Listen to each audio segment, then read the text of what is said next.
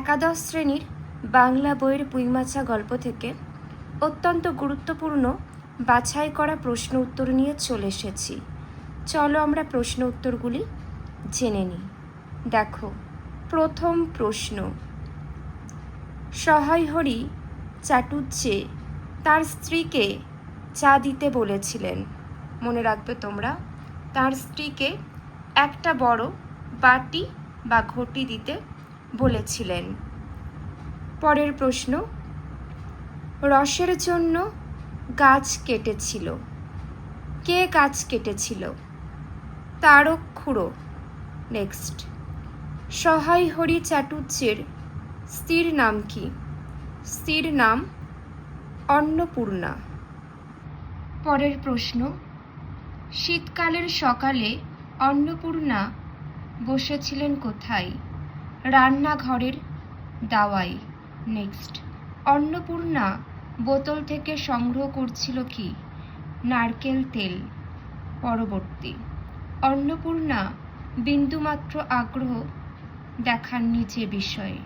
বাটি কিংবা ঘটি বের করে দিতে। পরবর্তী, অন্নপূর্ণা তেলের বোতলটি সরিয়ে স্বামীর দিকে খানিকক্ষণ তাকিয়েছিলেন। পরবর্তী, তুমি মনে মনে ঠাউরেছ বলতে পারো? কথাটি বলেছিলেন অন্নপূর্ণা সহায়হরিকে। সহায়হরির মনে ভীতির সঞ্চার হয়েছিল, কারণ স্ত্রীর অতিরিক্ত রকমের শান্ত সুরে।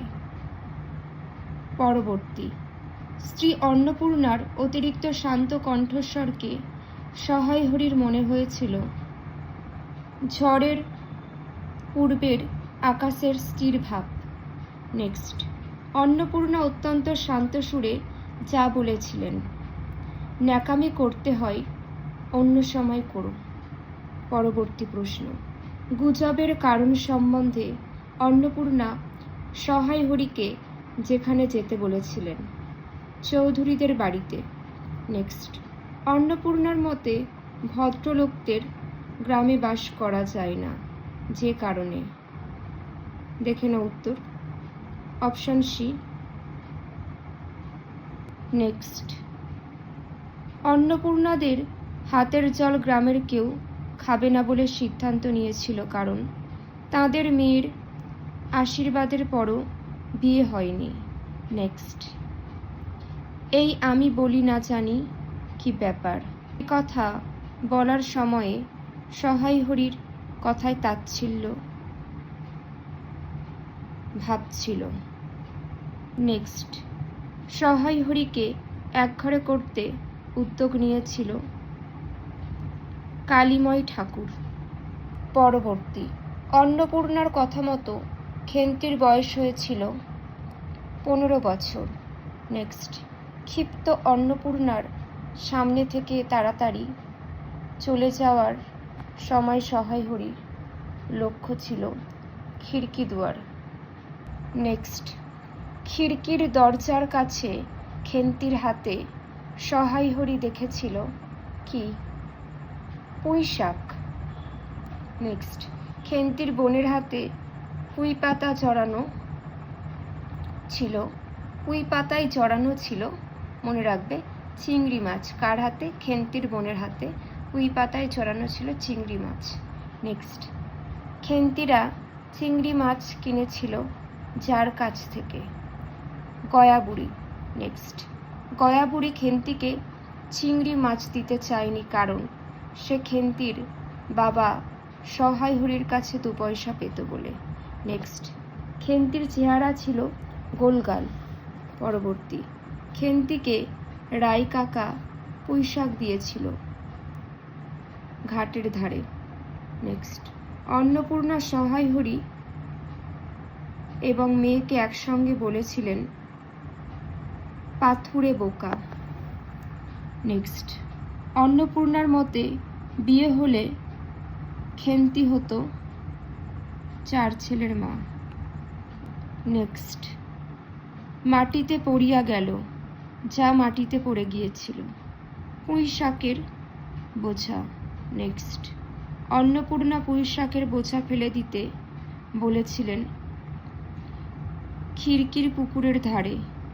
নেক্সট, পুঁই শাকের বোঝা অন্নপূর্ণা খিড়কির পুকুরের ধারে ফেলে দিতে বলেছিলেন রাধিকে। নেক্সট, সহায় হরির ছেলেমেয়েরা তাদের মা অন্নপূর্ণাকে অত্যন্ত ভয় করত। পরের প্রশ্ন, তা এনেছে ছেলে মানুষ খাবে বলে, যা আনার কথা বলা হয়েছে, চালতা। পরের প্রশ্ন, সহায় হরি এবং অন্নপূর্ণার ছোট মেয়ের নাম কি ছিল?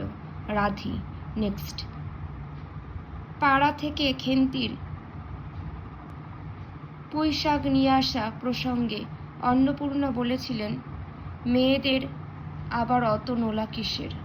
নেক্সট, মা অর্ধেকগুলো কিন্তু আমার একার, এ কথা খেন্তি বলেছিল। দেখে নাও অপশান ডি। নেক্সট, রান্না করার সময় অন্নপূর্ণার মনে পড়েছিল বড় মেয়ের মুখের কাতর দৃষ্টি। নেক্সট, অর্ধেকগুলো কিন্তু একা আমার, অর্ধেক সব মিলে তোমাদের যার কথা বলা হয়েছে, পুঁই শাকের তরকারি। নেক্সট, বাকিগুলা কুড়ানো যায় না, কুড়োতে না পারার কারণ কি? ডোবার ধারে ছাই কাদায় ফেলে দেওয়া হয়েছে, সেই কারণে কোরানো যাচ্ছে না। নেক্সট, খেন্তির চোখ বিস্ময় ও আনন্দে পূর্ণ হয়ে গিয়েছিল পাতে পুঁই শাকের চচ্চড়ি দেখে। পরবর্তী, চালের বাতায় গোজা ডালা থেকে অন্নপূর্ণা সংগ্রহ করেছিলেন শুকনো লঙ্কা। পরের প্রশ্ন, সহায় হরির ডাক পড়েছিল, দেখে নাও, কালীময়ের চণ্ডী মণ্ডপে। নেক্সট, কালীময় যার কথা উল্লেখ করেছিলেন, কেষ্ট মুখুজ্জের কথা। পরবর্তী, পাত্র আশীর্বাদের পরও মেয়ের বিয়ে না দিলে তাকে বলা হয়েছে, দেখে নাও অপশান ডি উত্তর।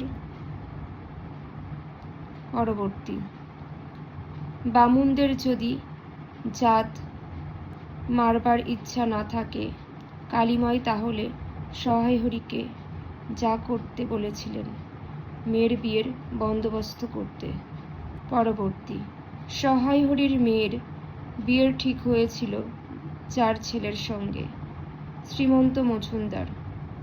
পরবর্তী, শ্রীমন্ত মজুমদারের ছেলে বেদম প্রহর খেয়েছিল যাদের কাছে, দেখে নাও, এক কুম্ভকার বধূর আত্মীয় স্বজনের হাতে। পরবর্তী প্রশ্ন, সহায় হরি আশীর্বাদের পরে মেয়েকে পাত্রস্থ করেননি, তার কারণ ছেলেটির চরিত্র দোষ ছিল তাই। নেক্সট, খেন্তি যখন তার বাবাকে ডাকতে এসেছিল তখন সহায় হরি রোদ পোহাচ্ছিলেন। পরবর্তী, সহায় হরি খেন্তিকে যে আনতে বলেছিলেন, শাবল। নেক্সট, সহায় হরির খিড়কির দিকে সতর্ক দৃষ্টিপাতের কারণ ছিল অন্নপূর্ণা এসে পড়ছে কিনা। যে প্রশ্ন উত্তরগুলি আলোচনা করে দিলাম প্রত্যেকটা গুরুত্বপূর্ণ।